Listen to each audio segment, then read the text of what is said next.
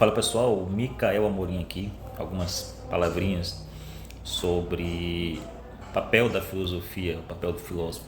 Se nós formos pensar no surgimento da filosofia, e a filosofia é muito mais o que os seus pais fundadores quiseram dela, do que depois Nietzsche ou qualquer outro filósofo posterior disse a respeito dela, nós vamos ver que a filosofia surge, o próprio Aristóteles vai dizer isso, com uma espécie de espanto, de maravilhamento pelo mundo, certo? O tauma, o taumazen. Esse maravilhamento, esse espanto, é aquilo que te intriga em relação ao que você está vendo em torno. Então a filosofia tem sim um ponto de partida naquilo que você vê, naquilo que te afeta. O filósofo, ele sempre está respondendo, e o Ortega vai falar sobre isso, Ortega Gasset, grande filósofo espanhol. O filósofo, ele sempre está respondendo a uma questão do seu tempo, seja a um outro filósofo, seja um problema que ele mesmo se pôs, né, da sua época, seja um problema social, enfim. Então esse é o ponto de partida do filósofo. Se você for ver a caverna de Platão, na alegoria da caverna, as sombras, elas têm um papel crucial na jornada filosófica.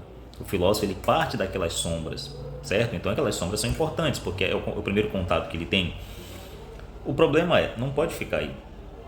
O filósofo, ele sai da caverna, não é isso? Ele se depara com o quê? Com a luz da verdade, né? O sol simboliza isso em Platão.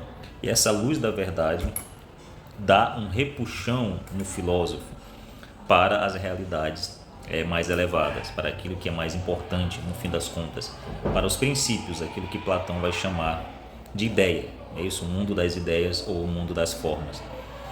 E aí que está.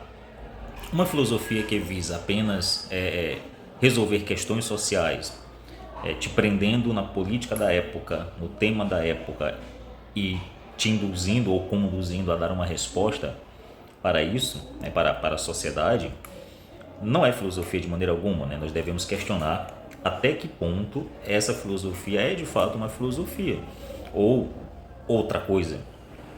Se nós pensarmos em Hobbes, ele tenta, ele é espantado, e aí nós temos o tauma, certo?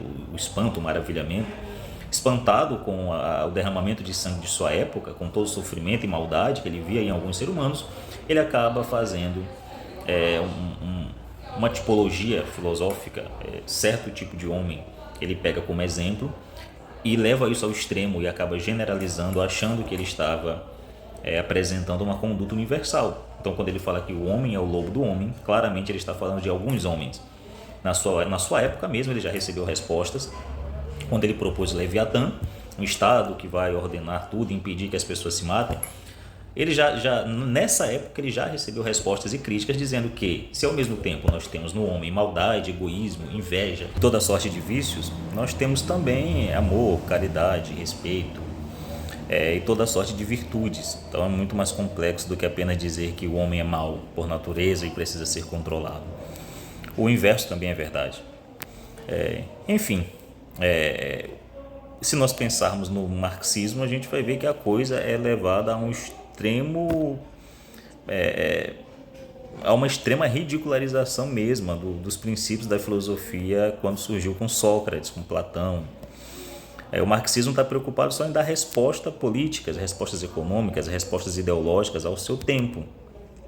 Não é isso?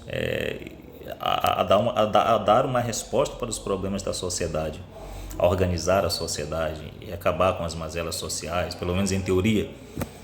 E isso é tudo menos filosofia. Pensa em Platão. Platão não está dando resposta nenhuma, né? Platão tinha um projeto político quando mais jovem, mas o Platão já da maturidade, ele não tem proposta política nenhuma, ele parte sim dos problemas do seu tempo, de todas as questões de corrupção, de imoralidade, de falta de amor à verdade, de falta de ética, de relativismo da sua época, mas ele pega essas questões como o prisioneiro da caverna que vê as sombras e a partir dessas questões ele ascende a uma realidade maior, que é a realidade dos princípios. E esses princípios são universais, eles são respostas que podem ser dadas a todas as épocas. Então Platão não está preocupado em responder a um problema de sua época, ele parte dos problemas de sua época para dar uma resposta universal, certo? Para toda a humanidade.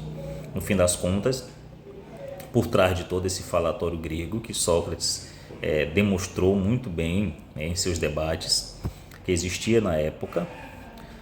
Existe a verdade, e a verdade é o que importa. Existem os princípios, esses princípios são eternos, imutáveis e universais. É o sumo bem, no fim das contas. Então, para Platão, o que importa é isso, é o sumo bem.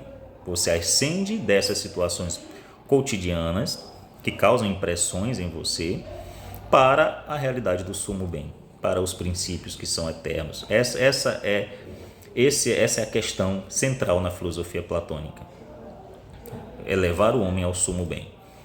Você não vê isso em Marx, de forma alguma. Então, o marxismo ele te prende na realidade terrena, mundana e na antifilosofia. No fim das contas, é a doxa. É isso.